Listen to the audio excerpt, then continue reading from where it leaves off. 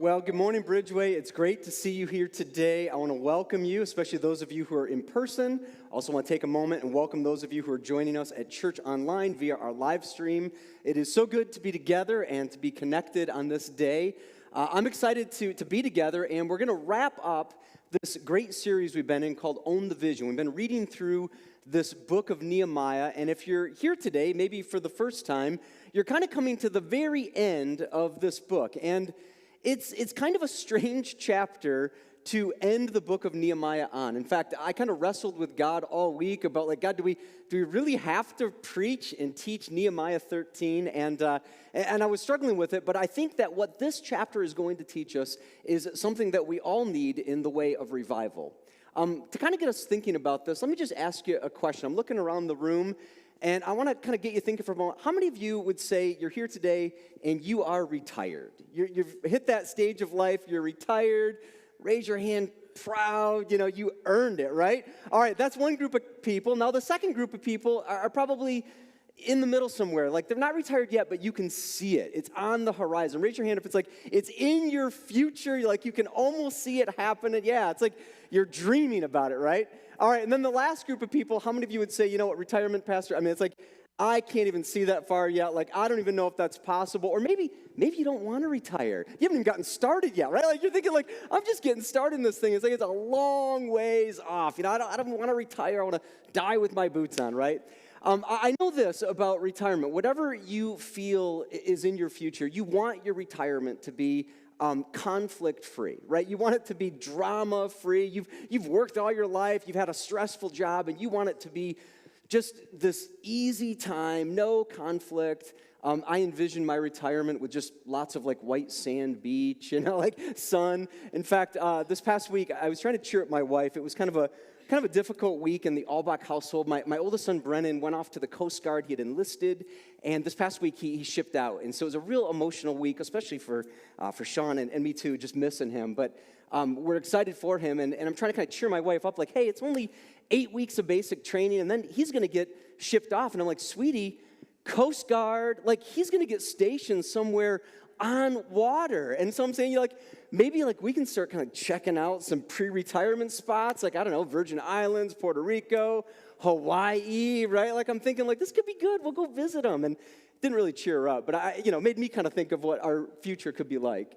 You're going to see this morning in the book of Nehemiah that he's actually at a place of retirement. We're going to fast forward to the very end of this book, and you're going to see that Nehemiah is not only retired, he has to come back out of retirement to deal with all the problems back in Jerusalem. And I want you to see that conflict-free is not what his retirement is looking like. In fact, I don't even think retirement is on his mind. I think he's actually looking for revival.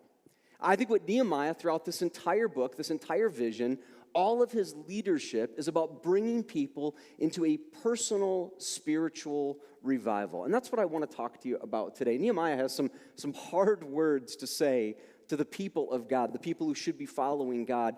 And it's going to lead to three reforms. And these three reforms allow us as well an opportunity to have revival in our lives as well. You think about Nehemiah, he had a really tough vision assignment. I mean, his vision to come back into Jerusalem after it had been left in rubble for 141 years is a hard ask. He has to leave a really good job, kind of a great job actually, and organize people and organize a project, and he gets it done. He gets all these people working together, fighting and, kind of getting over their own selfishness and greed, and he's working through obstacles and critics, and he works through all of that because he isn't afraid to get his hands dirty. He rebuilds this wall 40 feet high, 3 miles around the city of Jerusalem. It's a really, really big project. And not only does he get the wall rebuilt, but he gets the church reestablished. And we looked at this last week about how the church, the people gathered together, they turn out. I mean, a lot of people, the entire remnant of Jerusalem, 50,000 people. And they're in revival. They're in this spiritual kind of high of coming back to God.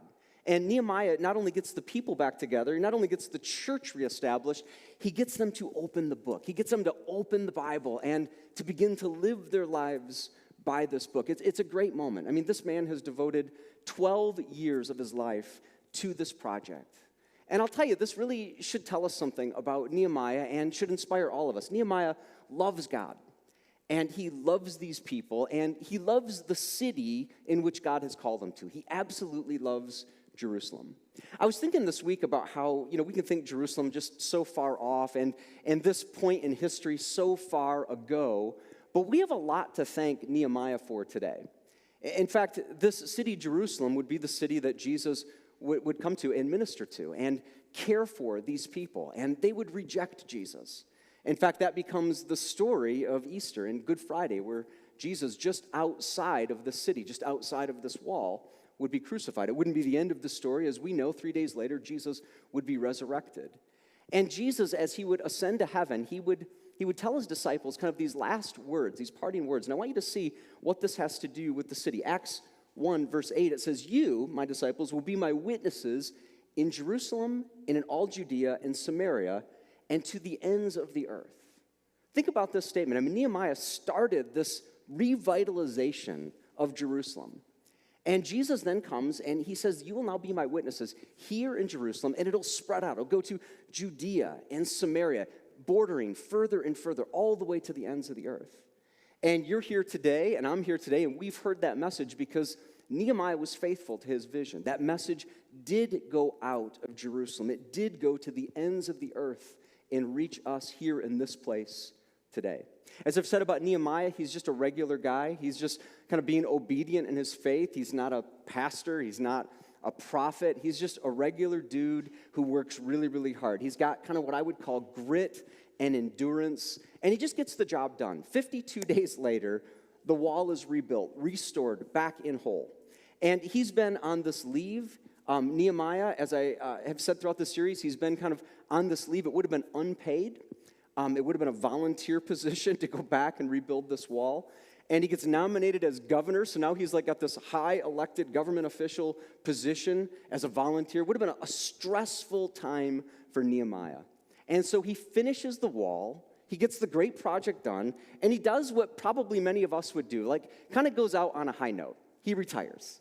He goes back to his old job for the king in Susa, in Persia, and he takes it easy. He probably, picks up golf, learns Texas Hold'em. I don't know what he does in retirement, but he's in retirement, and then I wish the story would end right there. I wish we could kind of just say that the story ended like most fairy tales, right? And they lived happily ever after. But the story doesn't end there. In fact, the people in Jerusalem fall back into a pattern of sin, back into a pattern of getting away from God. And Nehemiah, I would have loved to have ended last week. That was the fairy tale, right? Like 50,000 people worshiping God. That would have been amazing to witness and to see. And it doesn't end there because they fall back into this problem of sin and error and human wrong. And it points us to the need for a Savior solution. And so now Nehemiah is going to have to come out of retirement, and he's going to come back into the city. And I'll just kind of tell you, as we're about to read Nehemiah 13, that this is maybe not the best parting shot of a leader. It's maybe not the best way to have kind of have an image of Nehemiah, because he is not at his best at this point. It's sort of unpleasant. Nehemiah is really going to absolutely lose his mind in this chapter. He's going to yell at someone. He's going to get angry. He's going to chuck some stuff out of the temple, and he's going to pull a guy's hair out. Like, I'm just warning you right now. He's doing these things because he needs the people to see the reform that's needed. And it's going to lead them in an opportunity for personal spiritual revival. We're going to kind of read through parts of chapter 13. It's a long chapter, so we're going to start with the first reform in Nehemiah 13, starting in verse 4. It says, "Before this, Eliashib the priest had been put in charge of the storerooms of the house of our God. He was closely associated with Tobiah, and he had provided him with a large room formerly used to store the grain offerings and incense and temple articles, and also the tithes of grain, new wine, and olive oil prescribed for the Levites, musicians, and gatekeepers, as well as the contributions for the priests. But while all this was going on, I was not in Jerusalem." This is Nehemiah. "For in the 32nd year of Artaxerxes, king of Babylon, I had returned to the king. Sometime later, I asked his permission and came back to Jerusalem. Here I learned about the evil thing Eliashib had done by providing Tobiah a room in the courts of the house of God. I was greatly displeased, and I threw all of Tobiah's household goods out of the room.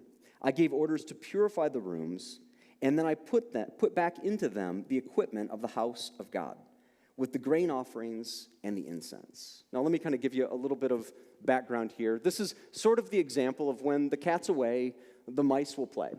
And Nehemiah goes back to Susa, and while he's gone, he realizes that the pastor, the priest, Eliashib, allows sort of his old nemesis, Tobiah, to come and to not actually just come into the temple, but to come and create his own little room inside of the temple.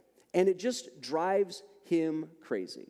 In fact, you see Nehemiah in this place, and you might be wondering, what happened to Nehemiah? I mean, what happened to our guy who's always in control, and it didn't matter, nothing seemed to rattle him until this point. He becomes kind of unglued. What happened to sweet Nehemiah, right? I was thinking this week, what's happened to all the sweet Christians in the world? I shared last week that when I was a kid, I'd go to church with my grandma, and I was just a real little guy, and my grandma, she had all these sweet old lady friends, and just all these sweet Christians, and I'd kind of walk my grandma across the street. We'd go to church together, and I remember sitting in the basement on the floor as a little kid and having my Bible open and sitting in grandma's Bible study at church, and all these ladies, all these sweet ladies would ask how I was doing, and they were just so kind to me. It's you get to this point in the scripture, and it's hey, where are the sweet people? Where are the nice Christians? It seems like Nehemiah has just kind of gone maybe a bit too far with it. And I'll tell you why. He knows that this church is in big trouble. He knows that this church has allowed some things to come back into it. Now, this pastor, this priest, Eliashib, think about a pastor for a moment. What's the primary responsibility of a pastor? It's to protect the sheep, right? You protect the sheep, and that means that sometimes in your protection of the sheep, you need to shoot some wolves, right? That's a good pastor. In fact, think of Jesus for a moment, right? Think of the words of Jesus. He says, I am the good shepherd. And think about that. The good shepherd would do whatever it takes to protect his sheep. It's a high calling, right? The good shepherd will leave the 99 and go after the one lost sheep. In fact, Jesus even says that the good shepherd will lay down his life for the sheep. I mean, being a good shepherd, being a good pastor of people means you protect the sheep. And sometimes you have to shoot some wolves. And Tobiah is this wolf in sheep's clothing. Do you remember Tobiah and Sanballat? I brought him up, I think, 3 times in this series. And these guys are sort of the critics to this whole project. They're not God followers. In fact, they're of another religion. They're God haters. And they want nothing more than to see Nehemiah's project come to ruin. They don't want to see the church established back in Jerusalem. And so they say all sorts of things, Tobiah is known for saying, this project will fail. Even if a fox were to climb up on the wall, it would just crumble back down. And you remember Tobiah, he gets this big mob scene, this big group of critics to go against this wall, this project. I mean, he's just absolutely opposed to God. And the pastor Eli says, hey, Tobiah, look, we know you hate God, you're opposed to God's work, but I'm willing to overlook that. In fact, why don't you just come and why don't you build yourself a nice condo here in our church? You can have free rent, free food. You can kind of have anything you want. I mean, this would be the equivalent of the Joker living in the Batcave, right? Batman's not going to go for this. This is just not right on any level. And this begins to kind of open up for us why this reform was needed. And it begins to open up for us what personal revival is. I would say very simply, personal revival is about truthfulness over tolerance. I got to tell you, friends, when I look out at the world, and frankly, even when I look at the church today, I find myself just longing for truthfulness. And yet I see so often people and churches just settle for tolerance, just settle for tolerating almost any and anything that goes on. And I just want to say to you as your pastor that there should be some things that are clearly this sacred versus secular divide. There should be some things that are holy and some things that we can recognize that are just profane. And the church should be that place that's sacred. The church should be the place where there are just some things that are just sort of off limits. I mean, this is the place that God is to be worshiped. And Nehemiah kind of comes unhinged because he sees that this church has given up on truthfulness and they're just tolerating sin in the church. and it's affecting the church body. In fact, you have to kind of read between the lines, but it says that in this church that, Tobiah had moved into where all the tithes and offerings were being stored, which in that day was food, it was grain. And because there was no storage, people stopped giving their tithes and offerings. And so musicians and priests, the Levites, they were no longer being paid. They were not getting just even the food that they needed to eat. Now, I was thinking about just kind of some modern ways that maybe this happens. I was thinking of one that was sort of hypothetical, but I was thinking of one that actually does happen today. And I'll give you kind of both of these examples because they get me fired up, and this is cheaper than therapy. So I'll just kind of share these with you right now. The first would be, I was driving in the car this week with my son, and the newscast said that Kanye West is now worth $6 billion. Let that sink in for just a moment.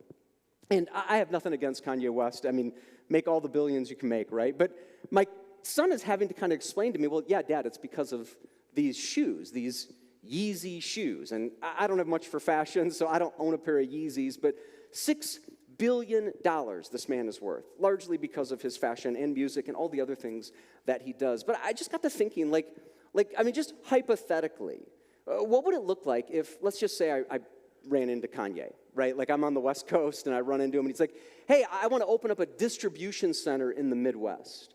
And I'm like, wow, well, my church, we have, I don't know if you realize this, we have 20,000 square feet of like storage space, warehouse space right here in the building. And I could be thinking, right, because I came from a business background, like Kanye, Bridgeway, like it just kind of makes sense, right? Like we could like store his shoes. We could become a distribution center. And Kanye's like, deal. In fact, everyone at Bridgeway gets a pair of Yeezys, right? Like Yeezys for Jesus, right? Like it's got this whole thing to it.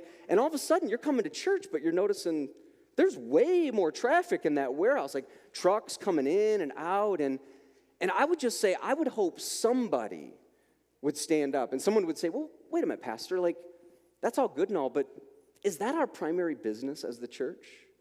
I mean, are we into selling shoes or are we into saving souls? And again, there should be some things in the church that we just say, whoa, wait a minute, like let's not rationalize this. Let's go for truthfulness and not just tolerance, and not even just tolerance in the sake of a dollar. I'll tell you, bad Christian teaching will lead to this. It'll lead to tolerance where we'll just start to accept, oh, that's good. That's good for business. That's got to be good for the church. And it becomes just tolerance. I'll give you one more example, and this one's more from real life. And it frustrates me because of my strongly held beliefs about what the calling of a pastor is. And I'll tell you, there are some pastors who basically grow their church and grow their pocketbook by preaching what's called kind of a prosperity gospel.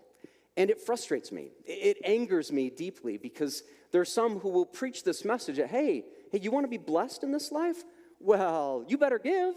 In fact, let's take another offering. Let's have the ushers come forward and let's say, you're not blessed yet? Well, then you're not giving enough. If you want a blessed life, you better give more. It's kind of this prosperity gospel. And there's pastors all over. There's kind of one in the South, guy, you've probably seen him on TV. He's kind of famous for this. His name's Joel Osteen. And I got nothing against the guy, but I have a real big problem with that kind of teaching. This pastor has a net worth of $40 million, lives in a $12 million home. I mean, I'm just saying, when I look at the life of Jesus, it kind of makes me want to start chucking some stuff, right? Jesus was poor, right? The best shepherd that ever lived. Couldn't even pay his own taxes. I mean, Caesar came and had to collect taxes from Jesus. How did Jesus pay his taxes? He told Peter, hey, go down to the lake, cast a line. First fish you catch, that'll have 2 coins in it. That'll pay my tax and your tax. I mean, Jesus had this care and this regard for people, not for this return of investment. And this is where Nehemiah just starts cleaning house. And of course, today, the temple is really a picture of your life, your body. Your body is to be a temple of God. And I just want to challenge you this morning. Maybe there's some things in your life that just need some gutting, just need some cleaning out in the name of truthfulness. That's the first reform. The next two go much quicker. The second reform picks up in verse 15. He says this. He says, in those days I saw people in Judah treading wine presses on the Sabbath. Notice how many times he says the word Sabbath. And bringing in grain and loading it on donkeys, together with wine, grapes, figs, and all other kinds of loads. And they were bringing this all into Jerusalem on the Sabbath. Therefore I warned them against selling food on that day. People from Tyre who lived in Jerusalem were bringing in fish and all kinds of merchandise and selling them in Jerusalem on the Sabbath. To the people of Judah, I rebuked the nobles of Judah and said to them, "What is this wicked thing you are doing, desecrating the Sabbath day? Didn't your ancestors do the same thing so that our God brought all this calamity on us and on this city? Now you are stirring up more wrath against Israel by desecrating the Sabbath." He says it over and over again. This church, you've lost the importance of a Sabbath. You've lost the importance of having one day that's holy to God. And he says, isn't this like history repeating itself? Isn't this what got us in trouble in the first place? In fact, when Babylon came into Jerusalem, that's the book of Daniel, and conquered it, it was all because the people had lost sight of this idea of just one day of rest.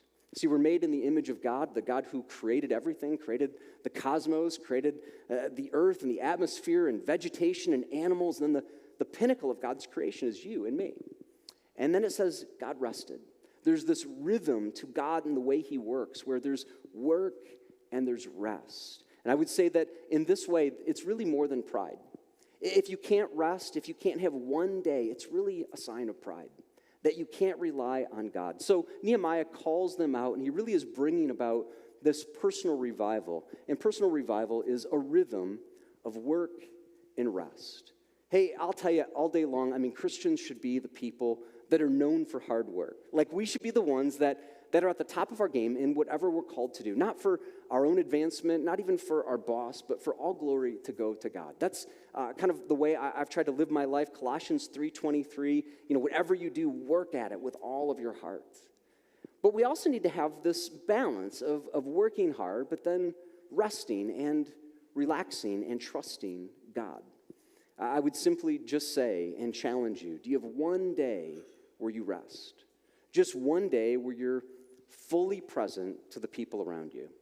Fully present not to your phone or not to the demands of the day or even the projects or the kids' activities, but one day where you're just kind of able to enjoy the presence of God and the people around you. That's his idea of reform that's so needed in this city. Last idea, and kind of the heart of the matter, picking up at the very end of the book, in verse 23, we read these words from Nehemiah. He says, "Moreover, in those days I saw men of Judah who had married women from Ashdod, Ammon, and Moab. Half of their children spoke the language of Ashdod or the language of one of the other peoples and did not know how to speak the language of Judah. I rebuked them and called curses down on them." Gets ugly. "I beat some of the men and pulled out their hair. I made them take an oath in God's name and said, 'You are not to give your daughters in marriage to their sons, nor are you to take their daughters in marriage for your sons or for yourselves.' Was it not because of marriages like these that Solomon, king of Israel, sinned? Among the many nations there was no king like him. He was loved by his God, and God made him king over all Israel, but even he was led into sin by foreign women. Must we hear now that you two are doing all this terrible wickedness and are two being unfaithful to our God by marrying foreign women?" It's pretty easy to see his reform, his last reform in the book of Nehemiah, has an issue to do with marriage, has an issue to do with really this idea of not interrace. He's not opposed to people of other races. What he's really opposed to is people marrying other people from other religions. It's really a religion problem at the issue. And these Jews were marrying women from Ashdod and Ammon and Moab. And you got to know that these were different religions completely. Completely different worldviews. In fact, the Moabites would have been known for, part of their family values were to have child sacrifice in their family.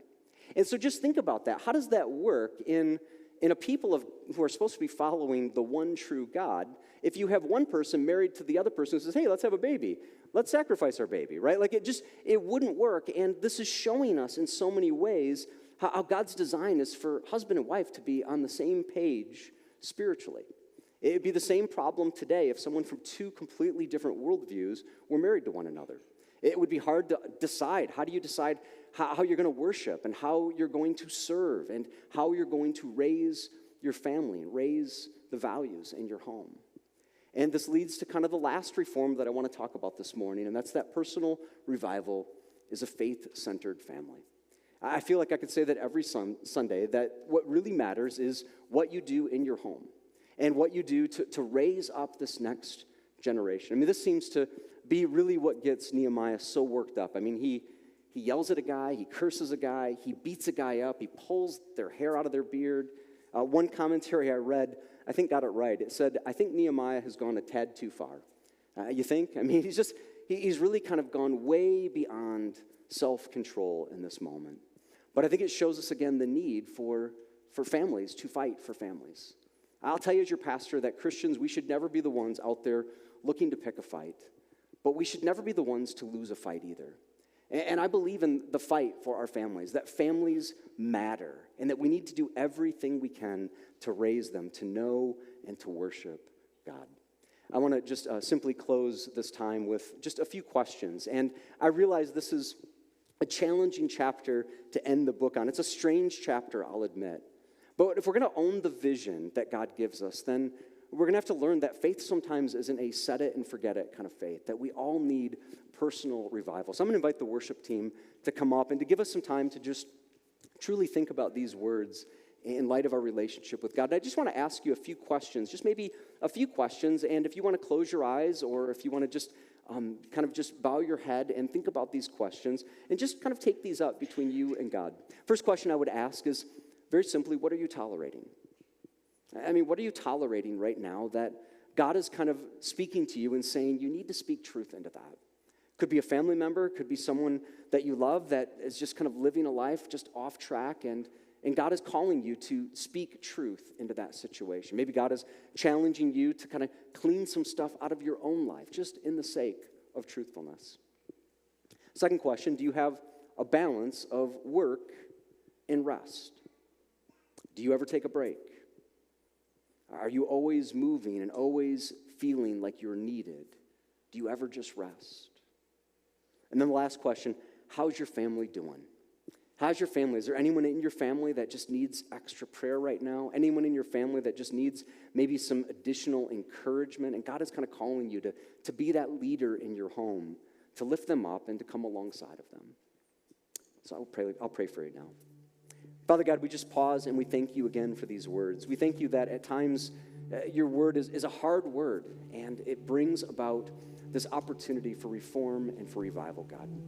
And so we just thank you for that. We thank you for the truth that can move us in the direction of a deeper and clearer walk with you, God. And so I pray for this entire church and anyone within the sound of my voice, God, that we would live in light of your word and that we would live in the light of your truth. God, we thank you for Jesus. We thank you for the way in which we can find all of our grace in him. That his grace covers all of our sin that can be so deep at times.